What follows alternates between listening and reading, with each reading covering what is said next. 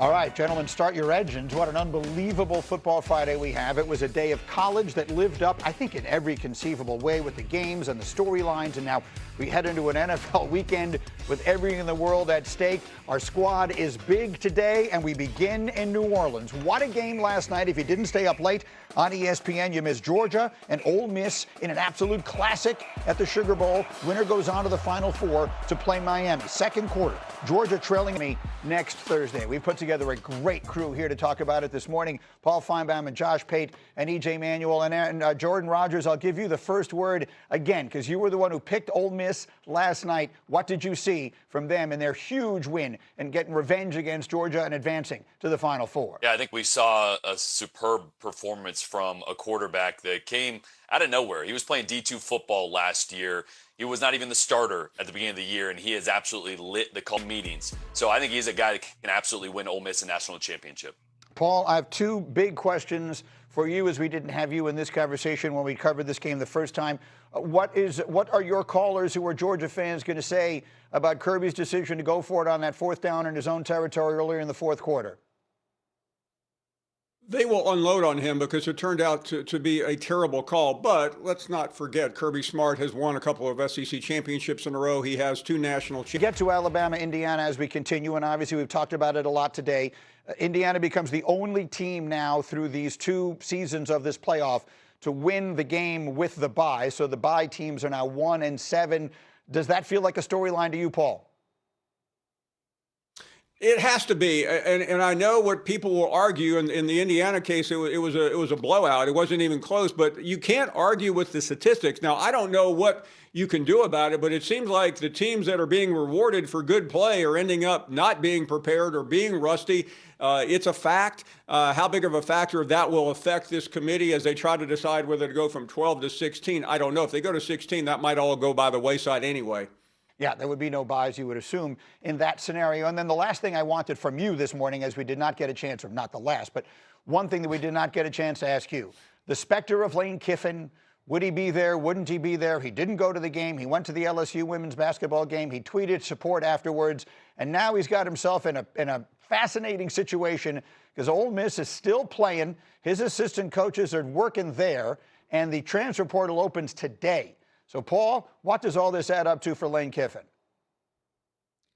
Well, it's going to be pure chaotic. As far as the Ole Miss people, they don't want to hear Lane Kiffin's name. I mean, I had a man, an Ole Miss fan, accost me in an elevator yesterday morning in New Orleans, and he about took my head off because he was just venting about Lane Kiffin. Of course, he had just come in from New Year's Eve, so he was a little bit soused. But, I mean, they hate Lane Kiffin. They don't want to see him. They don't want to hear his name. As far as the reality is, it's going to be a problem. And leave it to Lane Kiffin to be sitting there right now with most of his coaching staff having another week. I know Lane Kiffin can tweet all he wants, but he expected, and I'm sure deep down he was figuring Ole Miss would be out of this and I could get my staff, because this is why he left early, to go to LSU and start recruiting when this portal window opened today. And now he is stuck because he can't really do much about it. It is going to be a chaotic week if you're an Ole Miss fan, watching the LSU coaches who are on your staff coaching you, trying to get to a national championship, try to steal the players you were trying to win with. I know that was a long sentence, but that's the reality of it. No, it is a perfectly encapsulated way of saying it. And Nick Saban said it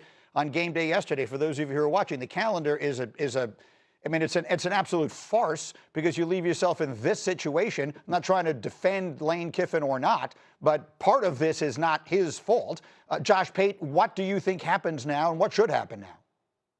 Well, what happens now is, since something that wasn't expected occurred last night, like Paul said, most people, I think, even in this equation, looked at Ole Miss and said, it's great. It's great they're playing in the Sugar Bowl. They're going to pack that place out. Kirby said it felt like a true road game. I agree with him, which is a whole side conversation about whether or not these games should be neutral site. But they'll lose. It's Georgia. And it's Georgia. Kirby getting a second shot at someone. So it'll be one and done. Well, it's not one and done now. And so I know that on the surface, all the right things are going to be said. All the right things are going to be tweeted. Paul is dead on the money here. It's going to be very contentious behind the scenes because you got a handful of assistant coaches that were expected to show up for work today, not in Oxford, but in Baton Rouge, who are currently still coaching the Ole Miss Rebels.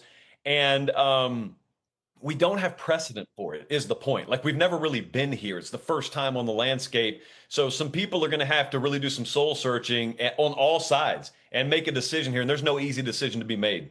For what it's worth, Lane Kiffin told Heather Dinich this morning, quote, "Everything has been extremely clear and transparent between myself and Pete Golding through constant communication, including a plan all the way through this historic championship run." What that plan is anybody's guess, and we'll see what winds up happening from here. EJ, take it any direction you want here. Ole Miss gets the huge win. They go up against Miami now. The coaching situation is very much in flux. What's your biggest takeaway? Yeah, biggest takeaway is around Pete Golding, the new head coach there at Ole Miss. Look, no Lane Kiffin, no problem. And I think this is one of the areas that really showed up to me last night in the sense of how he handled himself. You know, there were some moments you go into halftime down, 21-12. You give up 21 points in the second quarter to a team that's already beaten you in the regular season. Big bad Georgia, big bad Kirby Smart, and he didn't seem flustered. And then even the way that they finished the first half, guys, was really impressive how he handled that. I believe Ole Miss was trying to get out of bounds or to try to set up a Toro alert to kick a field goal before the end of the first half. They didn't get it done, and he didn't seem like it bothered him that much. And to me, as a quarterback, as somebody who's played for a lot of coaches, guys who can keep their temper kind of like calm in those moments, it resonates with the football team. And that's why you saw Ole Miss do what they did in the second half. And the other part, Trinidad Chambliss played fantastic. I agree with everything Jordan said. Now, against Miami's defensive line and really that front seven, I'm not sure if you can run around 30, 40 yards in the backfield before you make a throw. But they are on headsets during the game. There's a plan in place by Pete Golding. I think there's an expectation that those guys might not be there after today, after tomorrow, this week. Those coaches like Charlie Weiss are in Baton Rouge talking about portal players right now. Lane Kiffin doesn't want them coaching the rest of this playoff.